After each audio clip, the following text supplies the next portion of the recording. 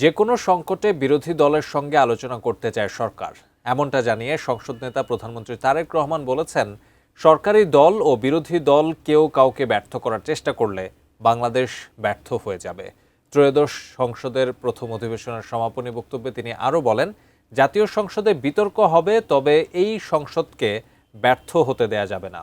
আমিনুল ইসলামের রিপোর্ট।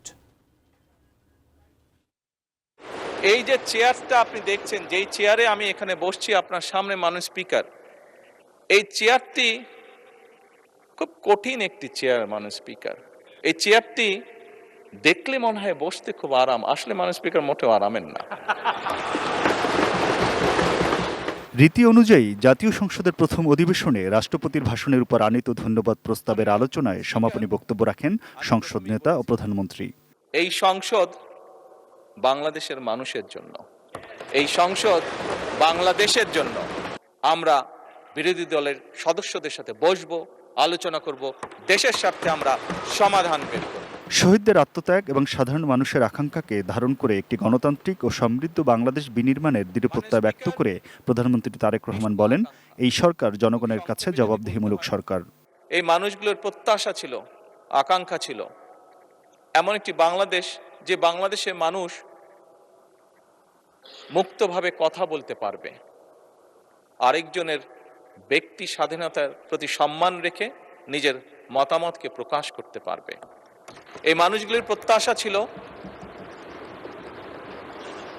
এমন একটি বাংলাদেশ যেখানে তারা তাদের যোগ্যতা অনুযায়ী তারা তাদের কর্মসংস্থানের ব্যবস্থা করতে পারবে, তাদের জীবন পরিচালনা করতে পারবে।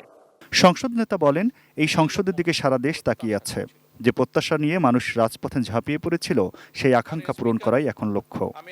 আমরা অবশ্যই চাই না যে আমাদের যে শিক্ষা অঙ্গনগুলোর যে অবস্থা, শিক্ষার্থীদের যে অবস্থা, সেটি এরকম থাকুক, সেটি অবশ্যই পরিবর্তিত হোক। মাননীয় বিরোধী দলীয় নেতার এক সন্তান ব্রিটেনে থাকেন। যেভাবেই হোক রাজনৈতিক কারণে বহু বছর আমাকেও ব্রিটেনে থাকতে হয়েছিল। আমি দেখেছি সেই দেশের স্কুলগুলি কেমন।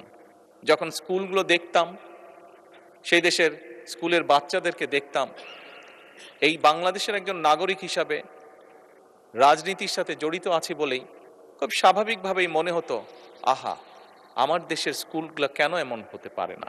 জিডিপির বড় অংশ শিক্ষা স্বাস্থ্য খাতে ব্যয় করা হবে জানিয়ে প্রধানমন্ত্রী বলেন, স্বনির্ভর আত্মনির্ভরশীল বাংলাদেশ গড়তে চায় এই সরকার।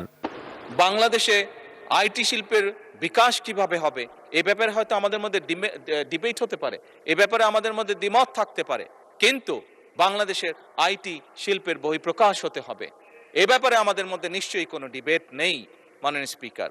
সেজন্যই আসুন আজকে আমরা সিদ্ধান্ত গ্রহণ করি যে আমাদের আলোচনার বিষয়বস্তু হবে এই দেশের মানুষের ভাগ্যের পরিবর্তন। আমাদের আলোচনার বিষয়বস্তু হবে